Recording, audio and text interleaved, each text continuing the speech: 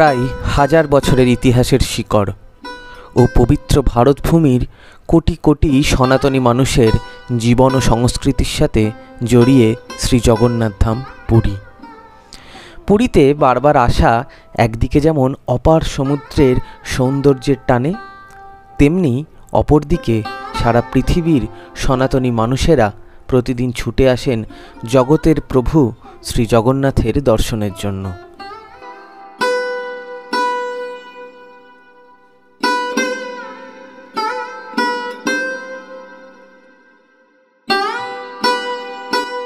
সকল অবতারের উৎস জগতের নাথ শ্রী জগন্নাথ।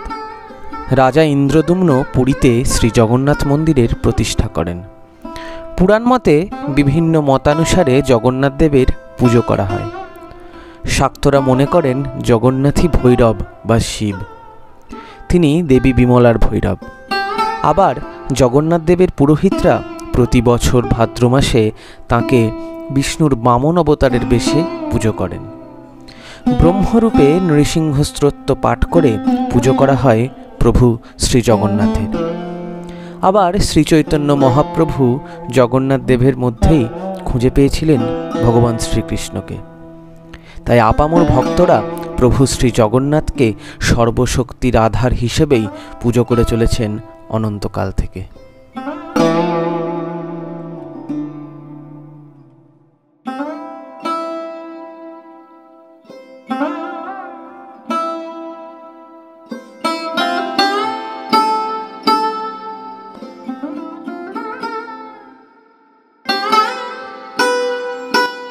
প্রতি বছরের মতো এবছরও আমরা সবাই মিলে গাড়ি নিয়ে হৈ হৈ করতে করতে পৌঁছে গিয়েছিলাম বাঙালির সেকেন্ড হোম শ্রীক্ষেত্র পুরীতে।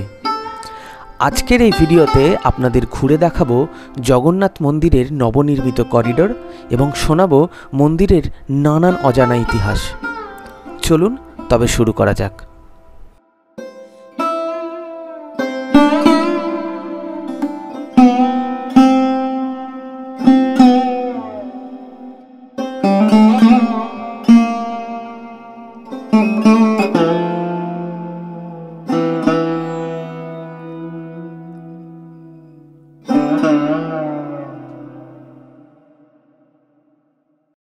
ইস্টার্ন গঙ্গা ডাইনাস্টির রাজা অনন্তবর্মন 12 শতকে এই মন্দির জগন্নাথ মন্দির এখানে নির্মাণ কাজ করেছিলেন এবং মনে করা হয় যে অনন্তবর্মনের কলিঙ্গ রাজ্য বিজয়ের পরে 1112 খ্রিস্টাব্দের পর এই মন্দির নির্মাণ এখানে শুরু হয়।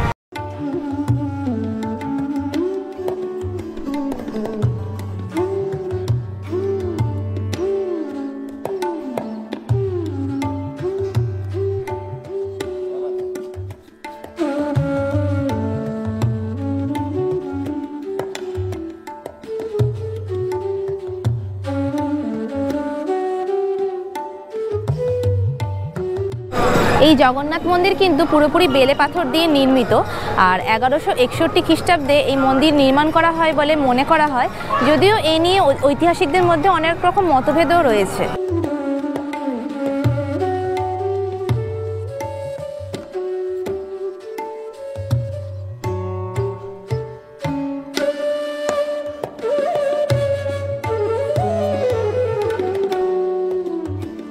জগন্নাথ মন্দিরে মোট 4টি দ্বার রয়েছে। আমরা এখন দাঁড়িয়ে আছি সিংহদ্বারের সামনে। এখানে উত্তর দিকে রয়েছে হস্তিদ্বার, দক্ষিণ দিকে রয়েছে অশ্বদ্বার, পূর্ব দিকে রয়েছে সিংহদ্বার আর পশ্চিম দিকে রয়েছে ব্যাঘ্রদ্বার।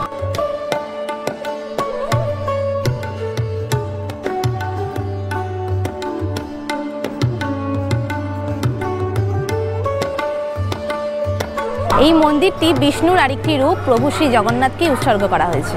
আমরা এখন যে জায়গাটায় দাঁড়িয়ে রয়েছি এটা হচ্ছে ঠিক সিংহদ্বারের বাইরে, আর এই জায়গাটা এখন বর্তমানে যে করিডোরটা ওপেন হয়েছে সেই করিডোরের আওতায় পড়ছে। এই জায়গাটা খুব সুন্দর করে আলপনা দিয়ে সাজানো রয়েছে, আর রথযাত্রা যখন হয় ঠিক এই জায়গা থেকেই রথযাত্রা শুরু করে, আর উল্টো রথের সময়ও রথ এসে কিন্তু আবার এখানে এসে দাঁড়ায়।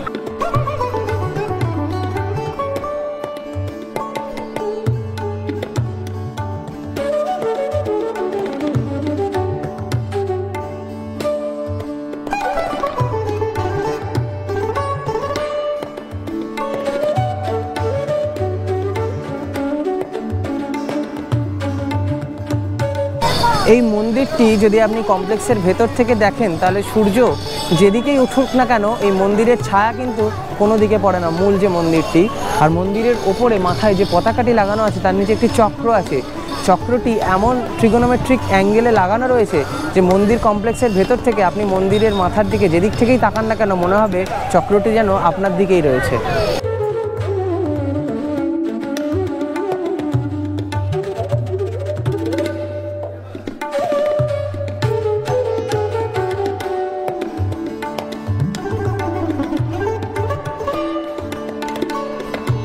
এই যে বাইরের অরুণ স্তম্ভটি, যেটি কোণারকের সূর্য মন্দির থেকে এনে এখানে স্থাপন করা হয়, তো মনে করা হয় যে মন্দিরের ভেতরে যে জগন্নাথ দেবের বিগ্রহ সেটি অরুণ স্তম্ভের সঙ্গে সম উচ্চতায় রয়েছে।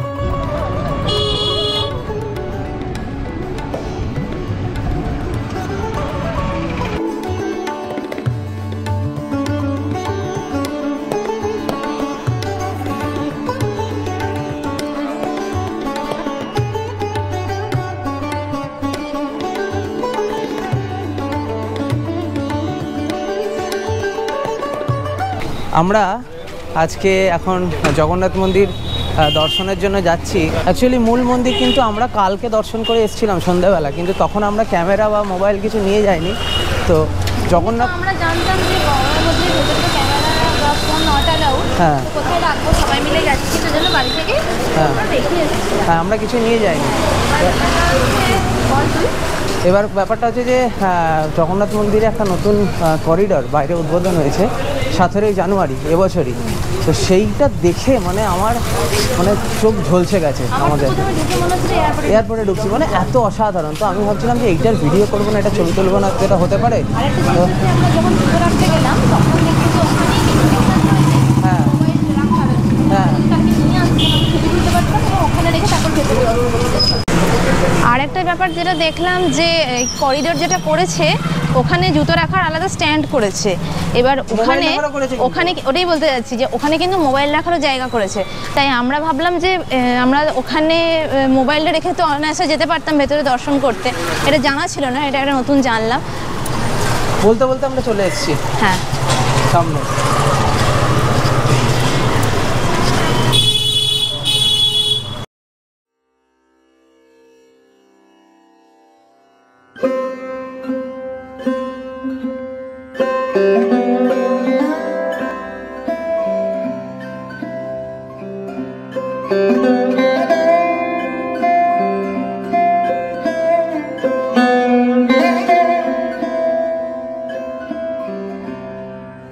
সন্ধ্যেবেলা কি যে অপূর্ব লাগছে এই করিডোরটাতে। অপূর্ব করেছে, অপূর্ব অপূর্ব অসাধারণ। মানে চারিদিকে হরেক রকম ফুল গাছ, এত স্ট্যান্ডে এত সুন্দর সুন্দর আলো দিয়েছে, প্লাস বসার জায়গাটা অদ্ভুত করেছে। আমি দেখাচ্ছি আপনাদের। হ্যাঁ, দারুণ লাগছে, দারুণ। আর সবসময় পরিষ্কার পরিচ্ছন্ন করা হচ্ছে, মানে অসাধারণ অসাধারণ করা হচ্ছে এই জায়গাটা। মানে এই জায়গাটাতে আগে রিক্সা টোটো সব গ্যাঞ্জাম করে থাকতো এবং আমরা এখান দিয়েই ঢুকতাম মেনলি, এইদিকে দরজাটা দিয়ে। তো যাই হোক, এগুলো সমস্ত কিছু এখন এই পুরো করিডোরের আওতায় নিয়ে আসা হয়েছে। আর ওইদিকে জুতোর স্ট্যান্ড রয়েছে, দুর্দান্ত লাগছে।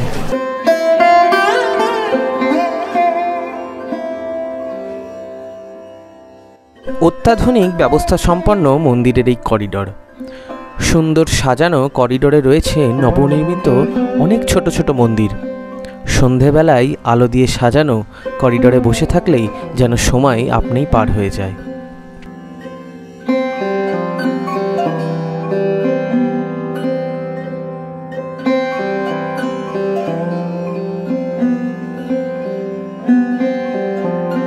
আমরা এখানে যে দাঁড়িয়ে আছি করিডোরে, এই করিডোর দিয়ে কিন্তু আপনারা সরাসরি, ওটা হচ্ছে ব্যাঘ্র দুয়ার, ওখান দিয়ে প্রবেশ করতে পারেন মন্দিরের ভেতরে। এই মন্দিরের সামনেটা, এই করিডোরটা যে আলো দিয়ে এত সাজানো না, অ্যাম্বিয়েন্সটা কিন্তু দারুণ লাগছে।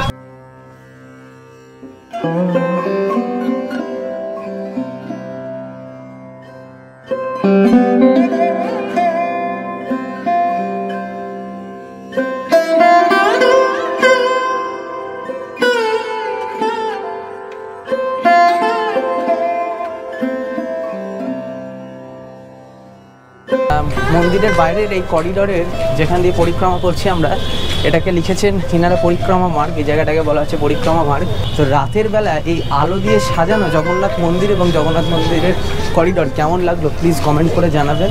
এই আলো দিয়ে সাজানো কিন্তু অভূতপূর্ব, মানে এই আলোটা দেখার জন্য, এই আলোটা আমি ক্যামেরাতে তোলার জন্যই কিন্তু আজকে রাতের বেলা আবার এসেছি।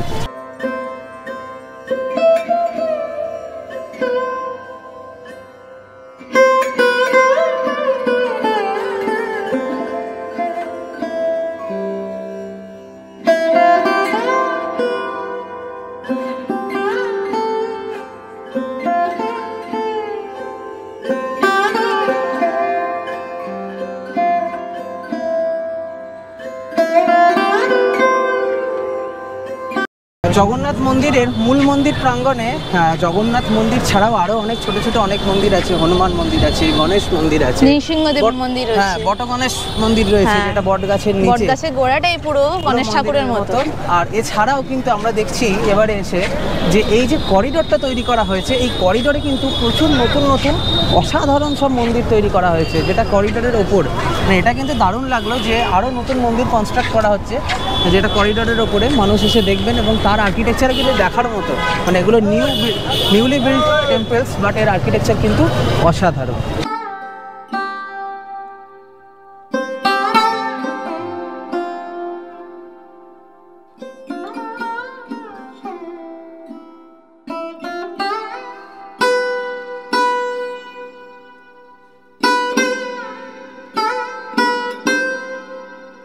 মন্দিরের বিভিন্ন রকম বিবরণ থেকে জানা যায় যে এই মন্দির প্রায় 18 বার আক্রমণ করা হয়েছিল এবং বিদেশি মুসলিম শাসকরা মুসলিম ইনভেশনের সময় কিন্তু এই মন্দির 18 বার আক্রমণ করেন।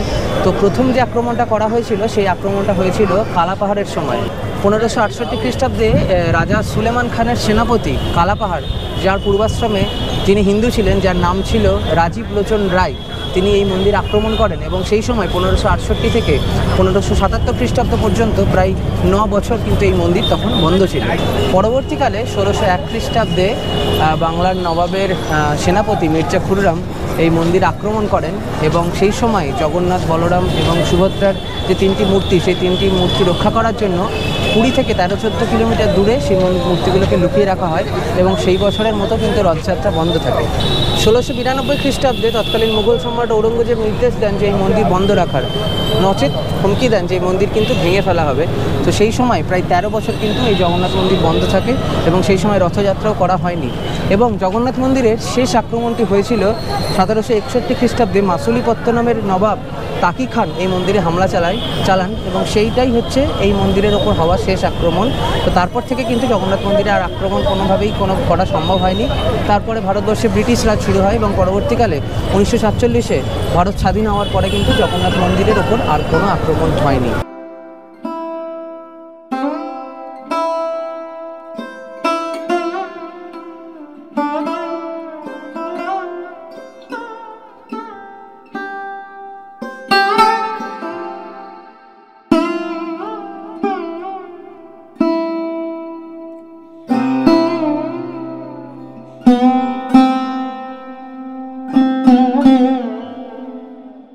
আমাদের ভারতবর্ষের ঐতিহ্য এবং ধর্ম এবং সনাতন সংস্কৃতির ধারক ও বাহক এবং আমাদের গর্বের ইতিহাসের একটি অংশ হচ্ছে এই পুরীর জগন্নাথ মন্দির।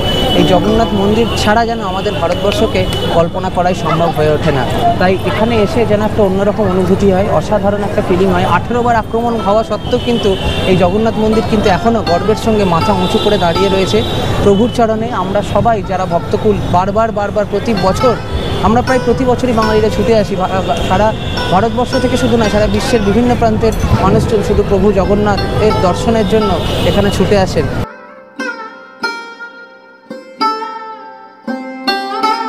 জগন্নাথ মন্দিরের এই উল্টো দিকের রাস্তাটা দিয়ে আমরা টোটো ধরতে যাচ্ছি, আর রাস্তাটার দুপাশে কি আছে? বিভিন্ন রকম মিষ্টির দোকান আর খাজার দোকান। হ্যাঁ, সেই মিষ্টি একবার টেস্ট করবো না, এটা তো হয় না পুরীতে এসে। আর একটা কথা বলে রাখি যে গতকাল অলরেডি আমাদের টেস্ট করা হয়ে গেছে, একটা না বেশ হরেক রকম মিষ্টি, এবং কিনেও নিয়ে গেছি, মানে বলতে পারেন মিষ্টির দোকানটাই কিনে নিয়ে গেছি। আজকে আবার এসেছি, হ্যাঁ সেটা ইতিমধ্যে শেষ হয়ে গেছে, এটা নেক্সট টাইম কিনতে যাচ্ছি।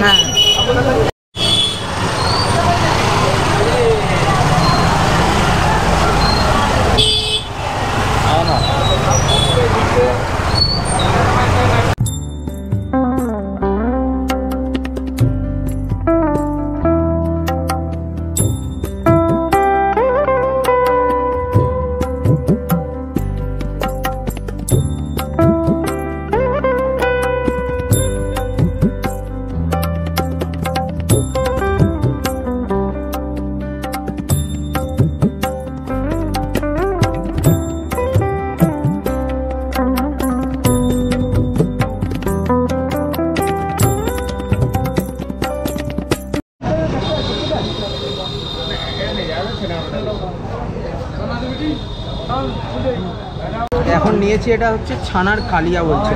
আমি ভাবলাম ছানার জিলেবি ওরকম দেখতে, কিন্তু এটাকে ওনারা বলছেন ছানার কালিয়া। তো খেয়ে দেখবো কীরকম।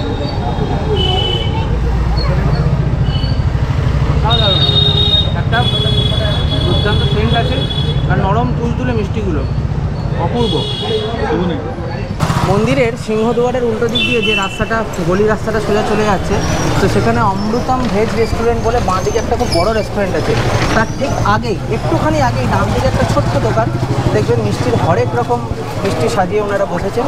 তো দুর্দান্ত লাগলো খেতে, যার টেস্ট ছিল বল। এই দোকানটাতে আমরা কালকেও খেয়েছিলাম, আর আজকে কি খেয়েছিলাম জানো? কালকে একটা হচ্ছে ছানার গজা, ছানার জিলাপি, ছানার কালিয়া, আর ছানার কালিয়া ভাই কোনোদিন খাইনি। ছানার কালিয়া নামটা প্রথম শুনলাম, মানে ছানার জিলাপির মতোই দেখতে, ছোট ছোট, আরে মাছের কিন্তু কালিয়া শুনেছি, পুরো মাছের কালিয়া রস শুনেছি। ভরা টাইপের। আহা, মানে এখানে আর বাঙালি- রাবড়ি আর গোটা দোকানটাতে ভিড় কিন্তু বাঙালিদের।